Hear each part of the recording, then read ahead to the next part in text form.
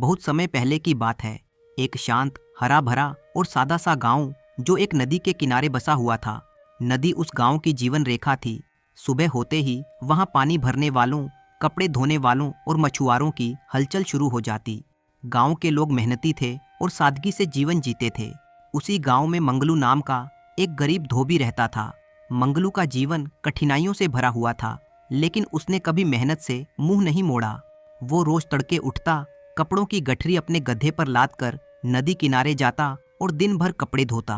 पत्थर पर कपड़े पटक पटक कर साफ करता, फिर उन्हें सुखाकर मालिकों के घर पहुंचाता। दिन भर की कड़ी मेहनत के बाद जो थोड़े बहुत पैसे मिलते, उन्हीं से उसका घर चलता था। धन भले ही कम था, पर मंगलू के दिल में सच्चाई और संतोष भरा हुआ था। मंगलू का एक ही बेटा था, धर्मू। शरीर से वो पूरी तरह स्वस्थ, जवान और ताकतवर था, लेकिन स्वभाव से अत्यंत आलसी और गैर जिम्मेदार था। जहां मंगलू के हाथों में मेहनत करने से छाले पड़ जाते थे, वहीं धर्मू कुछ काम नहीं करता था। वो बड़े बड़े सपने तो देखता था, लेकिन उन सपनों को पूरा करने के लिए मेहनत करना उसे बिल्कुल पसंद नहीं था। उसका अधिकतर समय दोस्तों के साथ इधर उधर घूमने, हंसी मजाक करने और बेकार की बातों में बीतता था। गांव के लोग अक्सर मंगलू से कहते, मंगलू, तू तो बहुत मेहनती है, लेकिन तेरा बेटा बिल्कुल निकम्मा निकला। मंगलू ये सब सुनकर चुप रह जाता, लेकिन उसका दिल भीतर ही भीतर दुख से भर जाता।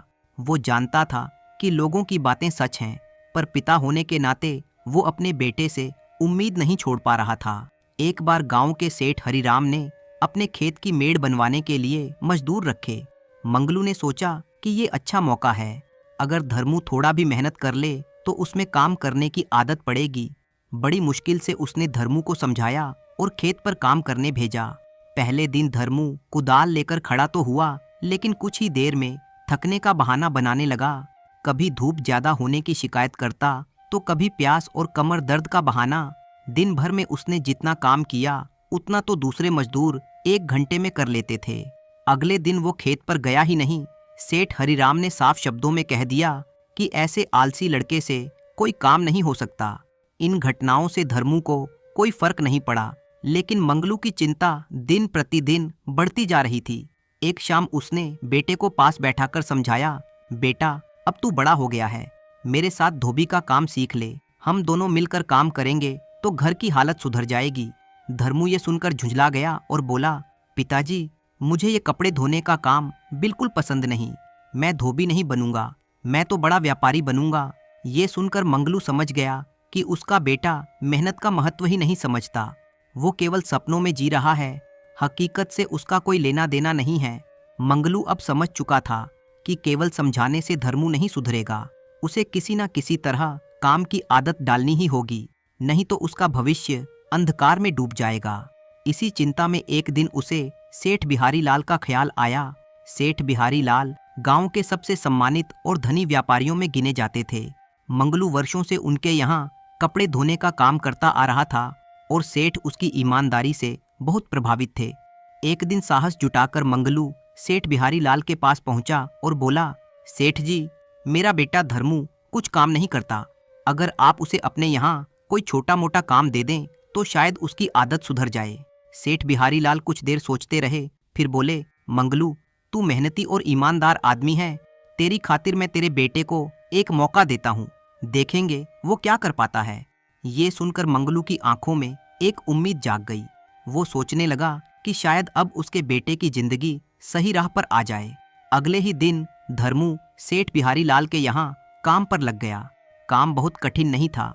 उसे गोदाम में सामान जमाना, ग्राहकों के लिए माल निकालना और कभी कभी हिसाब किताब में मदद करनी होती थी। शुरुआत के 2-3 दिन धर्मू ने ठीक ठाक काम किया, लेकिन जल्दी ही उसका असली स्वभाव सामने आने लगा। वो देर से आता, काम करते करते इधर उधर बैठ जाता और जरा सा मौका मिलते ही दूसरों से बातें करने लगता। सेठ बिहारी लाल जब उसे कोई काम सौंपते तो वो या तो उसे अधूरा छोड़ देता या टाल मटोल करने लगता। कई बार तो ऐसा हुआ कि ग्राहकों का सामान गलत निकाल दिया, जिससे सेठ को नुकसान उठाना पड़ा। एक दिन सेठ ने सख्ती से कहा, धर्मू, व्यापार में लापरवाही की कोई जगह नहीं होती। अगर काम करना है तो मन लगाकर करो। धर्मू ने सिर हिलाकर हाँ तो कह दिया, लेकिन उसके व्यवहार में कोई सुधार नहीं आया। उसके लिए ये नौकरी भी बस समय काटने का एक जरिया थी। आखिरकार वो दिन भी आ गया जब सेठ बिहारी लाल का सब्र टूट गया। एक महत्वपूर्ण सौदे के दिन धर्मू ने जिम्मेदारी से मुंह मोड़ लिया और बिना बताए काम छोड़कर चला गया। उस दिन सेठ को भारी नुकसान हुआ। गुस्से में उन्होंने उसी शाम धर्मू को नौकरी से निकाल दिया। जब मंगलू को यह खबर मिली तो उसके पैरों तले जमीन खिसक गई। वो तुरंत सेठ बिहारी लाल के पास पहुंचा और हाथ जोड़कर बोला, सेठ जी, गलती हो गई, लड़का ना समझ है, एक मौका और दे दीजिए। सेठ बिहारी लाल ने गहरी सांस लेते हुए कहा, मंगलू, मैंने उसे पूरा मौका दिया, लेकिन तेरे बेटे को काम से कोई मतलब नहीं है। वो आलसी और गैर जिम्मेदार है। ऐसे इंसान पर कोई भरोसा नहीं कर सकता। ये सुनकर मंगलू की आंखें भर आईं।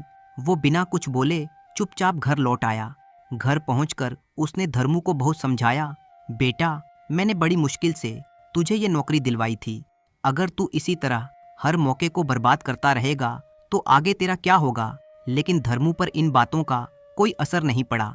वो उल्टा झुंझलाकर बोला, पिताजी, ये नौकरी मेरे लायक नहीं थी। मैं किसी छोटे काम के लिए पैदा नहीं हुआ हूँ। मंगलू समझ गया कि उसका बेटा ना तो अपनी गलती मानना चाहता है और ना ही सीखना। फिर भी पिता होने के नाते उसने हार नहीं मानी। इसके बाद उसने गांव के कई लोगों से बात की और धर्मू को अलग अलग जगह काम दिलवाने की कोशिश की, लेकिन हर जगह से एक ही शिकायत आई, धर्मू कामचोर है, लापरवाह है और भरोसे के लायक नहीं है। धीरे धीरे हालात यहाँ तक पहुँच गए कि पूरे गांव में कोई भी ऐसा व्यक्ति नहीं बचा जो धर्मू को काम पर रखने को तैयार हो। गांव में उसकी पहचान अब एक निकम्मे और आवारा युवक के रूप में हो चुकी थी। इन सब घटनाओं ने मंगलू को अंदर से तोड़ दिया। उसकी चिंता दिन ब दिन बढ़ती जा रही थी। वो रात को ठीक से नहीं सो पाता और हर समय यही सोचता रहता कि उसके बाद धर्मू का क्या होगा। इसी चिंता और मानसिक तनाव ने धीरे धीरे उसकी तबीयत पर असर डालना शुरू कर दिया। पिछले कुछ महीनों से मंगलू की तबीयत लगातार गिरती जा रही थी। पहले जो थकान केवल दिन भर के काम के बाद होती थी, अब वो सुबह उठते ही महसूस होने लगी थी। नदी किनारे कपड़े धोते समय उसकी सांस फूलने लगती। गांव के लोग उसे आराम करने की सलाह देते, लेकिन मंगलू जानता था कि अगर वो काम छोड़ देगा तो घर का गुजारा कैसे होगा। धर्मू ये सब देखता तो था, पर उसके चेहरे पर कोई चिंता नहीं दिखाई देती थी। उसे लगता था कि पिता की तरह मेहनत करना उसकी मजबूरी नहीं है। वो अब भी यही मानता था कि एक दिन अचानक उसे कोई बड़ा मौका मिलेगा और उसकी किस्मत बदल जाएगी। इसी भ्रम में वो दिन काट रहा था। एक दिन सुबह सुबह मंगलू नदी किनारे जाने के लिए उठा, लेकिन अचानक उसके सीने में तेज दर्द उठा और उसकी मृत्यु हो गई। पिता को मृत देख धर्मू रोने लगा। मंगलू की मृत्यु से पूरा गांव शोक में डूब गया। अंतिम संस्कार करने के बाद जब धर्मू घर लौटा तो पहली बार उसे अपने भीतर एक खालीपन महसूस हुआ। उसे याद आने लगा कि कैसे पिता ने हर कदम पर उसका साथ दिया, उसे समझाया और उसके लिए अपमान तक सहा। अगले कई दिनों तक धर्मू गुमसुम सा रहा। अब घर में ना कोई समझाने वाला था और ना ही कोई सहारा। खाने के लिए पैसे नहीं थे और कोई काम देने को तैयार नहीं था। तब पहली बार धर्मू को ये एहसास हुआ कि जीवन केवल सपनों से नहीं चलता, मेहनत के बिना पेट नहीं भरता। उसने गांव में काम ढूंढने की कोशिश की। कभी किसी के खेत पर गया, कभी किसी की दुकान पर, लेकिन हर जगह उसे एक ही जवाब मिला, हम तुम्हें नहीं रख सकते, तुम काम नहीं करते। दिन बीतते गए और हालत और खराब होती चली गई। कई बार तो उसे भूखे पेट ही सोना पड़ा। रात को जब वो अकेला बैठता तो पिता की बातें उसके कानों में गूंजने लगती, बेटा, मेहनत से ही इज्जत मिलती है। अब उसे समझ आ रहा था कि पिता कितना सही कहते थे। एक दिन उसने ये निर्णय कर लिया कि अब वो इस गांव में नहीं रहेगा। यहाँ उसकी पहचान एक निकम्मे इंसान की बन चुकी थी। उसने सोचा कि किसी दूसरे नगर जाकर नए सिरे से शुरुआत करनी होगी, जहाँ कोई उसे उसके पुराने नाम से ना जानता हो। अगली सुबह थोड़े से कपड़े और मन में ढेर सारी उम्मीदें लेकर धर्मू गांव छोड़कर निकल पड़ा। उसके पास ना पैसा था, ना कोई सहारा, लेकिन उसके भीतर एक संकल्प जन्म ले चुका था। अब वो मेहनत करेगा और अपनी जिंदगी को सही रास्ते पर लाने की कोशिश करेगा। गांव छोड़ने के बाद धर्मू कई दिनों तक पैदल चलता रहा। रास्ते में उसने छोटे बड़े कई गांव पार किए। कभी किसी मंदिर के बाहर बैठकर गुजारा किया तो कभी किसी के खेत में काम करके 2 वक्त की रोटी जुटाई। इन दिनों की कठिनाइयों ने उसे बहुत कुछ सिखाया। अब वो पहले जैसा लापरवाह नहीं रहा था। पिता की बातें उसे बार बार याद आती और वो मन ही मन तय करता कि चाहे जैसी भी हालत हो, अब काम से पीछे नहीं हटेगा। कई दिनों की यात्रा के बाद वो एक बड़े नगर में पहुंचा। ये नगर उसके गांव से बिल्कुल अलग था। ऊंची इमारतें, बड़ी दुकानें और हर तरफ भागदौड़। यहाँ किसी को किसी से ज्यादा मतलब नहीं था। धर्मू को यही बात अच्छी लगी। उसने सोचा कि यहाँ कोई उसे उसके पुराने नाम से नहीं पहचानेगा। कुछ दिनों की भटकन के बाद उसे एक व्यापारी के यहाँ काम मिल गया। काम कठिन था, लेकिन धर्मू ने इस बार पूरी ईमानदारी और लगन से काम किया। वो समय पर आता, जो भी काम मिलता उसे पूरा करता और बिना शिकायत के मेहनत करता। धीरे धीरे उसका जीवन पटरी पर आने लगा। उसे अपने भीतर बदलाव महसूस होने लगा था। लगभग 1 वर्ष बीत गया। अब धर्मू को अपने मालिक का भरोसा जीत लिया था। एक दिन उसने साहस करके अपने सेठ से कहा कि वो कुछ दिनों के लिए अपने गांव जाना चाहता है। सेठ ने उसकी मेहनत देखकर प्रसन्नता से उसे छुट्टी दे दी। गांव लौटते समय धर्मू के मन में कई विचार चल रहे थे। वो सोच रहा था कि गांव वाले उसे देखकर हैरान रह जाएंगे। जो लोग उसे निकम्मा कहते थे, अब वहीं उसकी मेहनत की तारीफ करेंगे। इन विचारों में डूबा हुआ वो आगे बढ़ता जा रहा था। चलते चलते एक सुनसान रास्ते पर उसकी मुलाकात एक बूढ़े फकीर से हुई। फकीर के कंधों पर 3 भारी गठरी थीं। उसकी चाल धीमी थी और चेहरा थकान से भरा हुआ था। धर्मू जब उसके पास पहुंचा तो फकीर ने विनम्र स्वर में कहा, बेटा, क्या तुम मेरी मदद कर सकते हो? ये गठरी बहुत भारी है, क्योंकि मैं बूढ़ा हो चुका हूँ, इसलिए ज्यादा देर तक इसका वजन नहीं उठा सकता। क्या तुम मेरी एक गठरी उठा लोगे और मुझे दूसरे गांव तक पहुंचा दोगे? देखो बेटा, इसके बदले में मैं तुम्हें 3 अशर्फी दूंगा। हाँ ठीक है बाबा, मैं आपकी सहायता करने के लिए तैयार हूँ। बताइए आपको कहाँ जाना है? ये कहकर धर्मू ने उस फकीर की एक गठरी उठा ली और अपने कंधे पर रख ली। फिर सोचने लगा, बाप रे बाप, ये गठरी तो सचमुच बहुत ही भारी है। बाबा इसे अकेले कैसे उठा रहे थे? वो दोनों साथ साथ चलने लगे। रास्ते में फकीर बाबा ने धर्मू से बातें करनी शुरू की। उन्होंने कहा, बेटा, जीवन में बोझ सिर्फ कंधों पर नहीं होता, मन पर भी होता है। जो अपने मन के बोझ को पहचान ले, वही आगे बढ़ पाता है। धर्मू ने ध्यान से उनकी बातें सुनी। फकीर आगे बोले, मेहनत से कभी मत भागना। जो आज मेहनत से भागता है, कल मजबूरी से भागता फिरता है। इन शब्दों ने धर्मू के मन को छू लिया। उसे लगा जैसे कोई उसके भीतर झांक रहा हो। फिर धर्मू ने फकीर से पूछा, बाबा, इस गठरी में ऐसा क्या है जो ये इतनी भारी है? कोई पत्थर वत्थर डाल रखे हैं क्या? फकीर ने कहा, अरे नहीं बेटा, इसमें सिर्फ तांबे के सिक्के भरे हैं, इसलिए ये गठरी थोड़ी सी भारी है। फकीर की बात सुनकर धर्मू मन ही मन सोचने लगा, लगता है ये बाबा जरूर कोई व्यापारी है, तभी तो इतने सारे तांबे के सिक्के लेकर चल रहे हैं। लेकिन मुझे इन सब बातों से भला क्या मतलब? मुझे तो सिर्फ इनकी गठरी दूसरे गांव तक पहुंचानी है और इसके बदले मुझे 3 अशर्फी मिल जाएंगी। फिर धर्मू ने तांबे के सिक्कों का ख्याल अपने मन से निकाल दिया। धर्मू अपनी धुन में मस्त होकर आगे बढ़ने लगा। चलते चलते कुछ समय और बीत गया और अब वे दोनों एक नदी के किनारे जा पहुंचे। धर्मू काफी हट्टा कट्टा तंदुरुस्त जवान था, इसलिए वो बिना सोचे समझे उस नदी में उतर गया। परंतु वो बूढ़ा आदमी अभी भी नदी के किनारे पर ही खड़ा था। तभी धर्मू ने उस बूढ़े से कहा, क्या हुआ बाबा, आप रुक क्यों गए? चलिए, हमें ये नदी पार करनी होगी, तभी तो हम उस गांव तक पहुंच पाएंगे। बूढ़े फकीर ने कहा, हाँ मैं जानता हूँ बेटा कि हमें ये नदी पार करनी होगी, लेकिन जैसे कि तुम देख रहे हो, मैं अब बूढ़ा हो चुका हूँ और 2 गठरी लेकर मैं ये नदी पार नहीं कर सकता। बेटा, क्या तुम मेरी एक और गठरी उठा सकते हो? इसके बदले में मैं तुम्हें 3 अशर्फी और दे दूंगा। बाबा, आप मुझे 3 अशर्फी नहीं भी देंगे ना, तो भी मैं आपका ये काम कर दूंगा। मैं आपको आपके गांव तक सही सलामत पहुंचा दूंगा। बेटा, तुम तो बहुत ही भले इंसान हो। ये कहते हुए उस फकीर ने अपनी दूसरी गठरी भी धर्मू को थमा दी। धर्मू ने जब वो दूसरी गठरी अपने कंधे पर रखी तो वो उसे बहुत भारी लगी, लेकिन धर्मू चुप ही रहा और फिर दोनों ने जैसे तैसे नदी पार कर ली। नदी पार करने के बाद बातों ही बातों में धर्मू ने उस फकीर से कहा, बाबा, आखिर इस दूसरी गठरी में क्या है? क्योंकि ये दूसरी गठरी भी बहुत भारी है। बेटा, इसमें चांदी के सिक्के हैं। फकीर की ये बात सुनकर धर्मू सोचने लगा, एक गठरी में चांदी के सिक्के हैं और दूसरी में तांबे के सिक्के हैं। लगता है ये फकीर बाबा कहीं दूर से आ रहे हैं और इन्होंने अपनी सारी जमीन जायदाद बेचकर ये सारे सिक्के इकट्ठे किए हैं, तभी तो ये इतना धन लेकर चल रहे हैं। वे दोनों आगे बढ़ते जा रहे थे। कुछ देर बाद एक सुनसान रास्ता आ गया। उस रास्ते पर आते ही धर्मू के मन में तरह तरह के विचार आने लगे और वो सोचने लगा, ये एक सुनसान रास्ता है, अगर मैं यहाँ से इन फकीर के ये सिक्के लेकर भाग जाऊं तो ये बूढ़ा फकीर कब तक मेरे पीछे भागेगा। मुझे नहीं लगता कि ये कभी मुझे पकड़ पाएंगे और यहाँ पर इस समय कोई दूसरा आदमी भी नहीं है जो इनकी मदद कर सके। इतने सारे सिक्कों से तो मैं अपना कोई व्यापार शुरू कर सकता हूँ। ये बूढ़ा फकीर भला इतने धन का क्या करेगा। अभी धर्मू के मन में ये सब विचार चल ही रहे थे कि तभी उसके मन में दूसरा विचार आया।